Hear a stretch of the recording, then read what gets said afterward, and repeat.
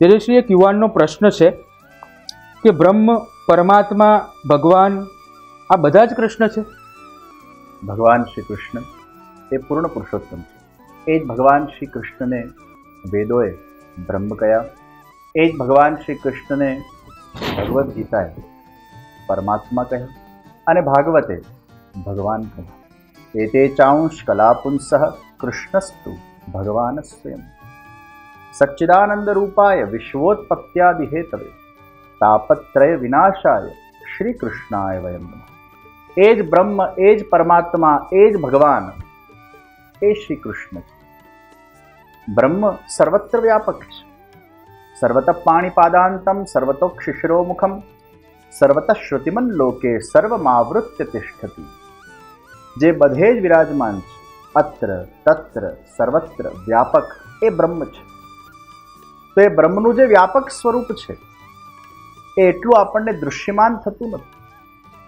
એનો આકાર કેવો, એની આંખ કેવી, એના નાક કેવા, એના હસ્ત કેવા, એના ચરણારવિંદ કેવા. જેમ ચંદ્રમા જ્યારે પૃથ્વીના ગોળ ફરે છે અને એ જેમ જેમ પૃથ્વીથી દૂર જાય છે તેમ તેમ આપણને ચંદ્રમાની ઓછી કળાઓ દેખાય છે. ચંદ્રમા તો છે જ, પણ જેમ જેમ દૂર ગયો તેમ તેમ એની કળાઓ ઘટતી જાય છે. અને એ ચંદ્રમા જેમ જેમ પૃથ્વીના નજીક આવતો જાય છે તેમ તેમ એની કળાઓ એ પસરવા લાગે છે. અને એ જ પૂર્ણિમાના દિવસે એ ચંદ્ર 16 કળાએ પોતાના સંપૂર્ણ આકાર સાથે આપણા સર્વના વચ્ચે પ્રગટ થાય છે. એમ ભગવાન શ્રી કૃષ્ણ એ બ્રહ્મ સ્વરૂપે થોડા આપણને દૂર લાગે, એ છે જ બધે વ્યાપક છે, પણ હજી પૂર્ણ રીતે એમનો આકાર આપણા સમક્ષ પ્રગટ થઈ શક્યું નથી. એ જ બ્રહ્મ જ્યારે પરમાત્મા બને ત્યારે થોડોક આપણા નજીક આવે છે. એ પરમાત્મા અને હું જીવાત્મા, જે ભગવાને ગીતામાં કીધું મમૈવાંશો જીવલોકે જીવભૂત સનાતન. આ સૃષ્ટિના અંદર જેટલા પણ જીવાત્માઓ છે બધા મારા જ અંશ છે. तो मैं भगवान का और भगवान मेरे, वो परमात्मा के साथ का एक संबंध हुआ. એ સ્વામી છે અને હું એનો અંશ છું, એ અંશી છે, હું અંશ છું. તો પરમાત્મા હજી થોડા નજીક આવે. એ જ પરમાત્મા ભગવાન ક્યારે બને છે? જ્યારે આપણે એને ભજીએ છીએ. ભજ સેવાયામ ધાતુથી ભક્તિ શબ્દ બને. તો ભગવાનમાં પણ ભજ છે અને ભક્તિમાં પણ ભજ છે. જેને ભજવામાં આવે એ ભગવાન, અને જેનું ભજન થાય, કે જે ભજન કરે એ ભક્ત. તો ભક્ત અને ભગવાન એનો ભક્તિથી સંબંધ કેળવાયો. તો એ જ ભગવાન જ્યારે ઐશ્વર્ય, વીર્ય, યશસ્વી, શ્રી, જ્ઞાન, વૈરાગ આ ષડ ઐશ્વર્યને જ્યારે ધારણ કરે છે એને જ તો ભગવાન કહેવાય. પણ ભગવાન ભક્ત વગર અધૂરો છે અને ભક્ત ભગવાન વગર અધૂરો છે. અને એ જ ભગવાન પૂર્ણ પુરુષોત્તમ શ્રી કૃષ્ણ ભૂતલ પર અવતીર્ણ થયા. અને એ ભગવાન શ્રી કૃષ્ણ જ્યારે ભૂતલ પર પ્રગટ થયા, વ્રજના અંદર અનેક સુંદર લીલાઓ એમને સાકાર કરી. અને એમ કરતા કરતા ભગવાન દ્વારિકાધીશ બન્યા. બધા જ પ્રકારના લીલાઓના માધ્યમથી સર્વના મનને ભગવાને એમનું હરણ કર્યું છે. એ ભગવાન વ્રજાધીશ બન્યા, એ ભગવાન ગોકુલાધીશ બન્યા, એ ભગવાન મથરાધીશ બન્યા, એ ભગવાન દ્વારિકાધીશ બન્યા. અને ભગવાનની આ સંપૂર્ણ લીલાઓ ભગવાને પોતાના સુંદર સાકાર સ્વરૂપને ધારણ કરીને, આનંદમયી શુદ્ધ સાકાર સ્વરૂપને ધારણ કરીને ભગવાને કરી છે. અને એ જ કૃષ્ણ પુષ્ટિ માર્ગના વૈષ્ણવોના ઘરે, વલ્લભકુલના ગૃહે પૂર્ણ પુરુષોત્તમ સ્વરૂપે સાક્ષાત વ્રજજનોના પ્રિય યશોદોત્સંગલાલિત નંદનંદન બનીને આપણા ઘરે વિરાજે છે. અને ઘરે વિરાજતા જે કૃષ્ણ છે એમના જ્યારે આપણે દર્શન કરીએ ત્યારે સૌથી પહેલા આપણા મનમાં એ ભાવ આવે, આ બ્રહ્મ છે જે સર્વત્ર વ્યાપક છે. આ જ પરમાત્મા છે જેનો હું અંશ છું. અને આ જ સાક્ષાત ભગવાન છે જે મારા ઘરે બિરાજે છે. પંશી વલ્લભ અને વિઠ્ઠલની આડીથી ને એમની કૃપાથી એ જ કૃષ્ણ મારો બાળક છે, એ જ કૃષ્ણ એ મારો સખા છે, એ જ કૃષ્ણમાં મને વાત્સલ્ય ભાવ છે, સખા ભાવ છે, માધુરી ભાવ છે, એ જ કૃષ્ણ પૂર્ણ પુરુષોત્તમ છે. આ સર્વ ભાવથી યુંજિત થઈને ઠાકોરજી આપણા ઘરે વિરાજે છે. અને એટલે જ મહાપ્રભુજી આજ્ઞા કરી, સર્વદા સર્વ ભાવેન ભજનીયો વ્રજાદિકા. સર્વ ભાવોથી આપણે એ કૃષ્ણનું ભજન કરીએ તો જ્યારે આપણે કૃષ્ણને જોઈએ ત્યારે એ જ કૃષ્ણમાં આ બધા જ તત્વ સમાયેલા છે. એ ભાવનાથી આપણે ભગવાન શ્રી કૃષ્ણના દર્શન કરવાના છે. કૃષ્ણ એ બ્રહ્મ છે, કૃષ્ણ એ જ પરમાત્મા છે, કૃષ્ણ એ જ ભગવાન છે, કૃષ્ણ એ જ પુરુષોત્તમ છે, પૂર્ણ પુરુષોત્તમ છે, કૃષ્ણ એ જ સાક્ષાત આપણા ઘરે વિરાજમાન છે, જે આપણા સેવ્ય છે અને જેના આપણે સેવક છે. દિનેશજી, જ્યારે આજકાલ યુવાનો ડિપ્રેશનમાં સપડાઈ જાય છે, એવામાં જ એક યુવાનનો એવો પ્રશ્ન છે કે જીવનમાં દુઃખદ સંજોગો ઊભા થાય એવા સમયે મનને કયા પ્રકારે શાંત કરવું? સુખ અને દુઃખ. મનની અનુકૂળ સ્થિતિ એ સુખ છે અને મનની પ્રતિકૂળ સ્થિતિ એ દુઃખ. જેનાથી સુખ મળે છે એનાથી દુઃખ મળવાનું છે. સુખ અને દુઃખ એક જ સિક્કાના બે પાસાઓ. ઘણા બધા લોકોના પ્રશ્ન હોય છે કે જીવનમાં જ્યારે દુઃખ આવે ત્યારે એ વખતે કેમ મનને શાંત કરવું? પ્રિયજનો, મનને શાંત કરવા માટે યા તો ત્યાગ જોઈશે અને યા તો સમર્પણ જોઈશે. ત્યાગ અને સમર્પણ વગર આપણું મન એ શાંત નથી થઈ શકતું. આપણે કર્મ કરીએ છીએ, કોઈ પણ વ્યક્તિ કર્મ કર્યા વગર રહી શકતું નથી. નહીં કશ્ચિત ક્ષણમપી જાતો તિષ્ઠત્ય કર્મકૃત. કર્મ કરવું એ આપણો સ્વભાવ છે. એ કર્મમાં જ્યારે જ્ઞાન ભળે ત્યારે વ્યક્તિમાં વિરક્તિ આવે. એને આ સંસારનું સત્ય ખબર પડી જાય કે એક દિવસ જેનો જન્મ થાય છે એનું મૃત્યુ થવાનું જ છે. જે સંસારના મોહમાયામાં હું ફસાયેલો છું, આ બધી જ વસ્તુઓ નાશવંત છે. થોડું ક્ષણભંગુર સુખ વ્યક્તિને વસ્તુ વિષય કે વ્યક્તિથી પ્રાપ્ત થઈ જાય છે, પણ એ સદા માટે તો રહેવાનું જ નથી. જેમ ભૂખ લાગે ને ભોજન કરીએ ને તરસ લાગે ને પાણી પીએ ને પાછો વ્યક્તિ ભૂખો થઈ જાય અને પાછો વ્યક્તિ પ્યાસો થઈ જાય, એમ સંસારના જે પદાર્થમાંથી ઉત્પન્ન થયેલું જે એને એક સિમ્પલ પ્લેઝર જે પ્રાપ્ત થાય છે એ એક ક્ષણિક હોય. પણ જ્યારે એને જ્ઞાન થઈ જાય કે આ બધામાં કંઈ જ સાર નથી, એમાં વિરક્તિ. તો અમુક જ્ઞાન માર્ગમાં પછી આગળ વધતા હોય અને એ સાધનાઓ કરીને ત્યાગ કરે, બધેથી ડિટેચ થઈ જાય અને એમનું મન સાક્ષી ભાવમાં આવી જાય. પછી એમના જીવનમાં જે કંઈ પણ ઘટનાઓ થાય છે એને સાક્ષી ભાવથી જુએ અને એને શાંતિની પ્રાપ્તિ થાય. તો એક શાંતિનો માર્ગ, એ વૈરાગનો માર્ગ, એ જ્ઞાનનો માર્ગ, એ ત્યાગનો માર્ગ, અને એમાં એ સાધનાઓ કરતાં કરતાં જ્યારે એ એક અવસ્થાએ પહોંચે છે પછી એના જીવનમાં થતા સારા કે નરસા અનુભવોમાં ન એને દુઃખ થાય છે ન એને સુખ થાય છે. એક સમત્વની એને પ્રાપ્તિ થાય. બીજો માર્ગ ભક્તિ માર્ગ છે, જેમાં ત્યાગ નથી પણ સમર્પણ છે. આપણે ઘર છોડતા નથી પણ ઘરમાં જ ઠાકોરજીને બિરાજમાન કરીને હું તો પ્રભુનો છું, પ્રભુ તો મારા છે. આ ઘર મારું નથી, આ ઘર મારા પ્રભુનું છે અને મારું જે કંઈ પણ છે એ બધું જ મારા પ્રભુનું છે, એવો એક સમર્પણ ભાવ. હું પ્રભુના આશ્રિત છું. અને એ પ્રકારે જ્યારે વ્યક્તિ ભગવાનની ભક્તિ કરતો થાય છે પોતાના ઘરે, ધીરે ધીરે એની જે અહમતા અને મમતા છે એ જ અહમતા અને મમતા એ સૌથી મોટા અશાંતિનું કારણ છે. દુઃખ કેમ થયું? તો મને અહમતા છે અને મને કશાકમાં મમતા છે એટલે જ દુઃખ થયું. પણ એ જ અહમતા અને મમતા જ્યારે પ્રભુમાં સમર્પિત થઈ જાય ભક્તિ માર્ગના અંદર, ત્યારે દુઃખ જેવું કશું રહેતું જ નથી. કારણ કે એને ભગવાન ઉપર એ પ્રકારનો આશ્રય એના મનમાં પ્રગટ થઈ જાય છે, એવો વિવેક, એવું ધૈર્ય પ્રગટ થઈ જાય છે કે પછી એના જીવનના અંદર થતી એ દુઃખદ ઘટના પણ એને દુઃખદ ન લાગીને એને તરત જ તે સ્વીકાર કરી લે અને એમાં શાંત બની જાય. અને મહાપ્રભુજી આજ્ઞા કરી, ચિંતા કાપી ન કાર્યા નિવેદિતાત્મદી કદાપિતિ ભગવાન અપી પુષ્ટિસ્તવ ન કરીષ્યતિ લૌકિકીમ જગતિ.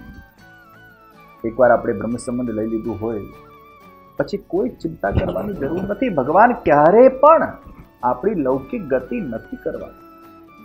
તો આપણા જીવનના અંદર જે દુઃખનો આપણને અનુભવ થાય છે અને દુઃખદ પરિસ્થિતિનું જે નિર્માણ થતું હોય, સ્વાભાવિક છે કે જ્યારે કોઈ આપણો સ્નેહી, જેનાથી આપણને ખૂબ જ પ્રેમ હોય, અટેચમેન્ટ હોય, અને એ જ્યારે મરી જાય તો વ્યક્તિને, આપણે બધા જ માનવીઓ છીએ, દુઃખ થાય છે. પણ જે નિત્ય સત્સંગ કરે છે, સ્વાધ્યાય કરે છે, ભગવદ સેવામાં રતપ્રત છે, એને પણ દુઃખ થાય છે, પણ બહુ જલ્દી એ પાછા બેક ટુ નોર્મલ થઈ જાય છે. અને ઘણા લોકો તો એને સહી નથી શકતા, અને એટલે જ આજે આપણે જોઈ રહ્યા છે કે વિશ્વભરના અંદર સુસાઇડલ કેસીસ કેટલા વધી રહ્યા છે. આજે વ્યક્તિ દુઃખને સહન નથી કરી શકતું, કારણ કે ભગવાન ઉપરનો એને વિશ્વાસ નથી, આત્મવિશ્વાસ નથી, અને એ લાઈફને ફેસ નથી કરી શકતું. પ્રિયજનો, life is all about facing. હું હંમેશા મારા કથાઓ અને પ્રવચનોના અંદર જ્યારે જ્યારે આ વિષય નીકળે ત્યારે કહેતો હોઉં છું કે જેમ ક્રિકેટના અંદર આપણે બેટિંગ કરવા ઉતરીએ ત્યારે આપણે એવું એક્સપેક્ટ ન કરી શકીએ કે મને બધા જ બોલ એ હાફ લોલીઝ મળે અને બધા જ બોલ પર હું છક્કા કે ચોક્કા મારું. આપણે જ્યારે રમવા ઉતરીએ ત્યારે બોલનો સામનો કરવો પડે છે. કોઈ વાર બાઉન્સર આવે, કોઈ વાર યોર્કર્સ પણ આવે. તો લાઈફ આપણને અલગ અલગ બોલ આપે. કયા વખતે, કયા સમયે કેવો બોલ આવશે એ આપણને ખબર નથી. પણ બેટ્સમેન અગર આપણે છીએ, અગર આપણે રમતવીર છીએ, અગર આપણે રમતા આવડે છે, તો we have to face each and every બોલ. And whenever you get the opportunity, you can hit the ball for 4 and 6. But you have to face every ball because you are a batsman. And sometimes you get a favorable pitch and sometimes you get unfavorable pitch. Pitch again, it is not in your hand. Toss is not in your hand. Sometimes you win the toss, sometimes you lose the toss. You have to accept. Either first you have to bat or first you have to bowl. So pitch એ સમયનું પ્રતીક છે. કોઈક વાર આપણા જીવનમાં સારો સમય આવે, કોઈક વાર ખરાબ સમય આવે, કોઈ વાર સુખદ સમય આવે, કોઈ વાર દુઃખદ સમય આવે, પણ યુ હેવ ટુ પ્લે. ઘણીવાર પિચ ખરાબ હોય તો પણ બેટ્સમેને રમવું તો પડે. ના પાડી દે કે ના, મારે ઉતરવું જ નથી રમવા માટે. સ્ટમ્પ્સ એ લાઈફલાઈન છે. લાઈફલાઈનને સાચવીને આપણે રમવાનું છે. પ્રત્યેક બોલ એ તમારું મૃત્યુ પણ હોઈ શકે, એ તમને ક્લીન બોલ્ડ પણ કરી શકે, એ તમને આઉટ પણ કરી શકે, પણ તમારે સ્ટમ્પ્સના સામે એ લાઈફલાઈનને બચાવીને રમવાનું છે. પણ તમને એટલું તો ખબર જ છે કે ક્યારેક મારી લાઈફલાઈન એ સમાપ્ત પણ થશે. તો બેટ એ પુરુષાર્થ છે, બોલ એ ભાગ્ય છે, પિચ એ સમય છે, સ્ટમ્પ્સ એ લાઈફલાઈન છે, ફિલ્ડર્સ આ બધા વિઘ્ન સંતોષીઓ છે. આપણે જ્યારે રમતા હોઈએ ત્યારે આ બધા બોલ રોકવાનો પ્રયત્ન કરે, એ તમને ઇઝીલી 4 કે 6 ન મારવા દે, ઇઝીલી રન ન લેવા દે. એ રાહ જોઈને બેઠા હોય છે ક્યારે આ બોલ મારે અને એને હું પકડું, એને હું રોકું. તો નિશ્ચિત એવા લોકોનો પણ સામનો આપણે કરવો પડશે જીવનમાં, જે આપણી ગતિવિધિઓના વચ્ચે અવરોધક બને છે, ગતિરોધક બને છે. અને એ ફિલ્ડરોના વચ્ચેથી કઈ રીતે એ બોલને કાઢવો, કેવી રીતે રમવું, એની કળા એ બેટ્સમેનને આવડવી જોઈએ. તો ફિલ્ડર્સ એ બધા વિઘ્ન સંતોષીઓ છે, એ પ્રોબ્લેમ્સ છે, સમસ્યાઓ છે, સ્ટ્રગલ્સ છે, ચેલેન્જીસ છે, એ આ બધા જ ફિલ્ડર્સ છે જે હંમેશા માટે આપણે જ્યારે જ્યારે રમશું ત્યારે આપણા પર તાકીને બેઠા હોય, કયા એંગલમાં શોટ વાગે છે અને કયા એંગલમાં બોલ જાય છે અને એને હું કઈ રીતે લપકું એના પ્રયાસમાં હોય. પછી જ્યારે મેચ ચાલતી હોય ત્યારે કોમેન્ટ્રેટર્સ પણ હોય, અને કોમેન્ટ્રેટર જ્યારે કોમેન્ટ્રી આપતો હોય ત્યારે એના વિચારો રજૂ કરતા હોય. તો ઘણા આપણા જીવનના અંદર જ્યારે આપણે અમુક કાર્યો કરતા હોઈએ ત્યારે ઘણાના કોમેન્ટ્સથી પણ આપણને દુઃખ થતું હોય છે, અને એ બધા કોમેન્ટ્રેટર્સ એ ક્રિટિસાઇઝ પણ કરતા હોય. ઘણા લોકો વણમાંગી સલાહ આપતા હોય, આપણને જોઈતી ના હોય તો એ આપતા હોય. એ કમેન્ટ કરવું એ લોકોનો નેચર હોય છે.